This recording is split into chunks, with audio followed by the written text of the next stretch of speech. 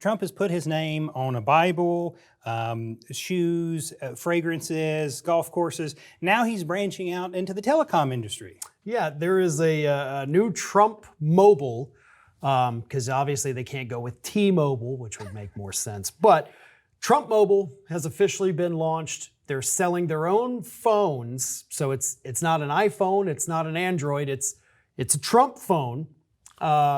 For only $500, so it's a lot cheaper than any of the other options. $47.45 is the monthly service, reflecting his two numbers as president. And this whole thing is the biggest grift I think he has ever pulled. It's ridiculous that we have the president of the United States still owning a company that is launching these products that are only meant to bilk the MAGA base. And that base doesn't realize it. They are going to go out there and snatch up these Trump phones, and it's going to be hilarious to watch how fast this fails. Because it will. It absolutely, those phones are going to fall apart in your hands because they're so cheaply made. And made in China, by the way. Yeah, part of the selling point was that it was going to be made in America. Of course, that's already been disproven. There's only one cell phone, and we did some research before the show. The Liberty phone is the only phone made in the U.S., and it's $2,000 for a vastly inferior product than what you could get. The iPhone is bigger, it's bulkier, it's not as fast. Oddly, they didn't say processors. They didn't say anything like substantive about the phone other than the price, so you see where their head's at. Notably, their competitors are considerably cheaper for the same service that has been announced. And I looked it up because I was curious before the show. He made $3 million off a Save America coffee table that he put his name on. He made 2.5 off the sneakers and fragrances. He made 1.3 off the Trump Bible and 2.8 million off of the Trump water. So despite all this, this is the man famously bankrupted a casino. This is just another grift by the president, the sitting president of the United States. Yeah, and you know, those numbers you throw out there, those are relatively low. I mean, you would expect this guy who is supposed to be the world's greatest businessman that ever existed would be able to pull more money out of his supporters than 3 million here, 2 million there. So I would not consider, I mean, look, that'd be a lot of money for me, right? But not for somebody like Trump, who is allegedly worth somewhere between $4 and $10 billion. This is pennies. So even in his grifting, he is not succeeding. He is not doing as well as he thought he would. And I think the same thing is going to happen with these cell phones. You know, one thing I always point out in all my videos when I talk about Trump's grifting is the fact that when Jimmy Carter became president of the United States, he owned a peanut farm down in Georgia.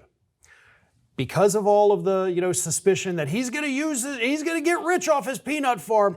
So they made him sell it. So he sells his peanut farm because God forbid you make some money off of Carter's peanuts. So he's like, no, I'm not going to have any conflicts. Peanut farm, I'm sorry, but you're gone. Trump is out here launching new products. He launched that meme coin just days before being sworn in, which has brought in billions of dollars. We have come so far since, what was that, 77, January 77, when Carter was sworn in, to today. Just open grift, get what you can and get the hell out of there. That's what Trump has turned this office into.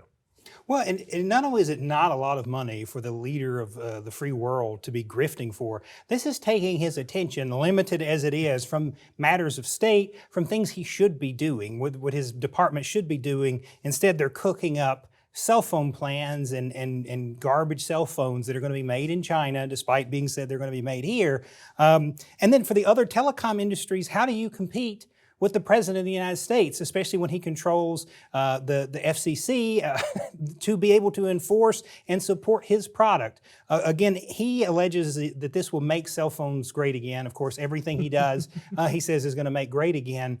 But this is grifting and this is rampant corruption, and we're somewhat desensitized to it, I think, because he's so corrupt and grifting so much that it's honestly hard for us to keep up with at this point. Right, and at this point, what is to stop him from saying, okay, you know what, every government official who has a government-issued cell phone, you're now a Trump phone.